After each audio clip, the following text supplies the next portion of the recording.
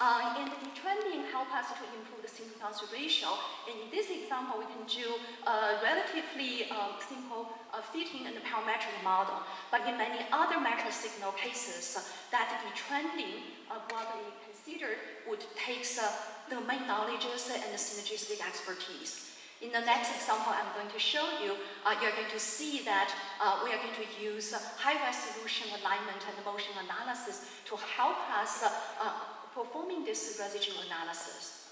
If some of the sources in our studies will carry different statistical properties, source separation techniques such as independent component analysis or singular spectrum analysis for a time series to do a PCA on a time series can be helpful. So as Stan also has kindly given a preview of some of the topics I'm going to talk about, we are going to see the microsignals coming from our environment. And using this as an example, I'm going to further illustrate how we are going to performing the residual analysis and extract the signals that's very small in structure. So this is actually the microsignals that coming from our environment, and we want to use it to address the important questions about when the video is taken and where the video is taken. To appreciate the importance of these time and location questions, let's think about Bin Laden.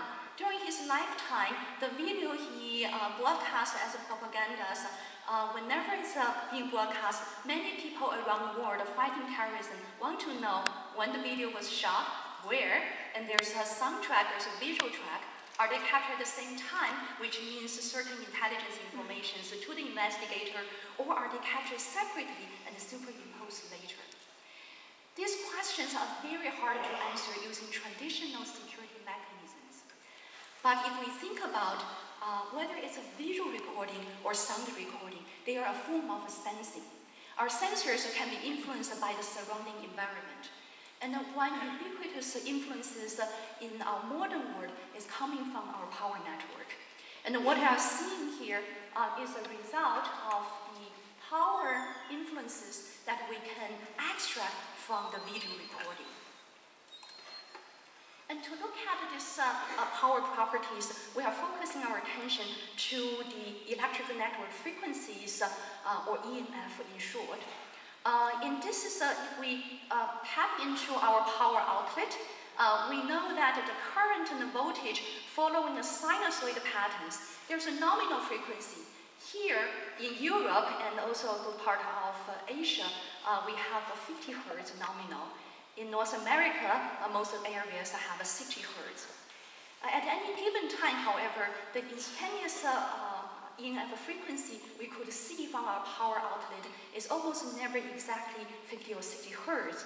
Instead, they vary around the nominals as shown in this spectrogram, the instantaneous frequency, and over time, so you see this instantaneous frequency serving as a one-dimensional function f of t, and this can also relate with the time. So this is how the EMF could help us to relate with time.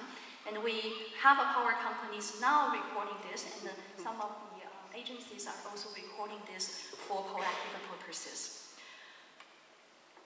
And the interesting properties of EMF, if we have an interconnected grid, for North America, where I fly from, this would mean Washington, D.C., New York City, Boston, Chicago, Atlanta. The major trends of this EMF variation will be shared because they are all in the same interconnected grid in the eastern area.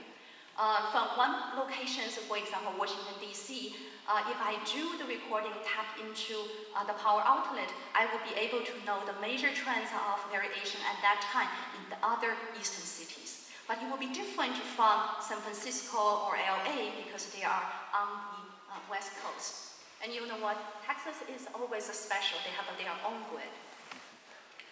Now, when we have our sensor can be influenced by the power network. If we have a piece of recording equipment and we plug it into the power outlet, we are going to see that there's a profound electrical interference. In our signal, if we focus our attention to the 50 and 60 hertz and also the harmonics, we are likely to see very faint traces of those interference. Even for battery-powered devices, as many of the examples I'm going to show you today are coming from battery-powered devices, there's no direct electrical interference, but depending on the type of sensors, we could have electromagnetic interference, or something as a derivative of the power equipment coming from mechanical or acoustic vibrations. And this first work in this area was done on the audio side by forensic scientist in Romania, Kathleen Gregas. He was asked by judge to verify the recording time of the sound recording presented in the court. And when I learned this exciting research, I really wonder, as a visual person playing more with a visual signal, could we see this in the visual track? And the answer is actually, when we are looking at our recording in an indoor environment, in such a room, our camera is going to capture the light bouncing from our lights and then through the object to the sensors. Our lights are connected to the power network, and those sinusoidal changes in the current can influence the brightness of the instantaneous lighting conditions. So this is what we are extracting from video taken in India. So what we do is we take the video and frame by frame analyze them. We take the average intensity for each frame, and that will serve as a one-dimensional signal. And then we will do a spectrogram analysis on this one-dimensional signal representing the frame-wise average intensity. And you can see that for the signal we extracted, when we zoom into around the nominal frequency, will carry the same shape as the power references, and we can quantify the similarity using a correlation-based detection. And this would be how we can associate the time references with the power reference recording, and then to infer the time of the video recording. And we can do for sound recording in a similar way. And then the highest point will be presenting us as the estimated time of recording for this video. And if you look closer, here we are not seeing 50 hertz. This is in India, the nominal is 50 hertz. But the 10 hertz, and why is that? So what we are looking at, in many of our video, consumer level of video camera today, we have about 25 to 30 frames per second frame rate. And what is the signal we want to capture in terms of the lighting changes, very subtle changes coming from the power network? The nominal is 50 or 60 hertz, but our brightness that we captured is independent of the polarity of the content, of the current. So we are looking at the power law. So the nominal here to us is 100 or 120 hertz, yet we only have a frame sampling rate at about 30 frames per second. And many by legacy reasons from the analog to digital videos, we have many of the video camera have a 29.97 frame rate. So this means we are looking at aliasing, and we can use a sampling theory to analyze that aliasing. And with that, we will see that the 100 plus or minus hertz in this Fourier spectrum will be aliased to just above 10 hertz. And then the 200 are going to alias to just below the 10 hertz. And then the third harmonics will be aliased to just above the DCs.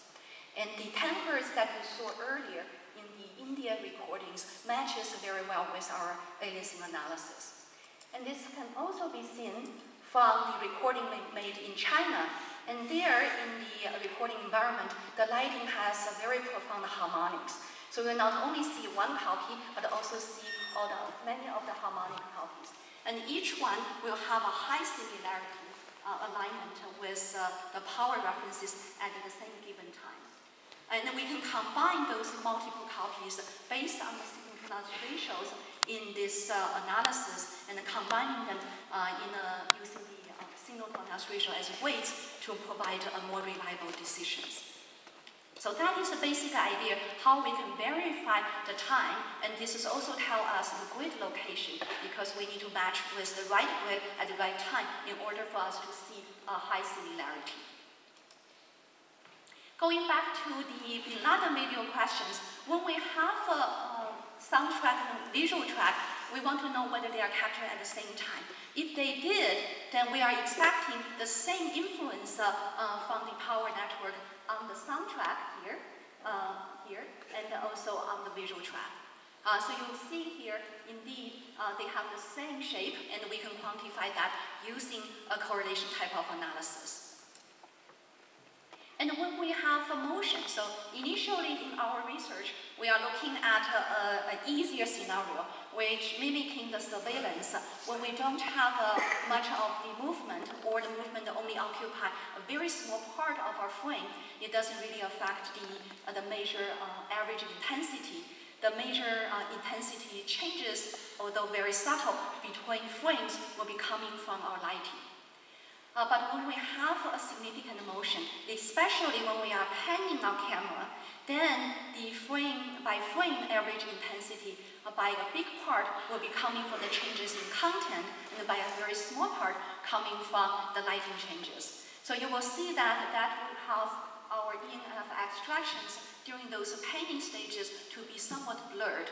And when we stop panning, the traces will be coming stronger and easier to detect.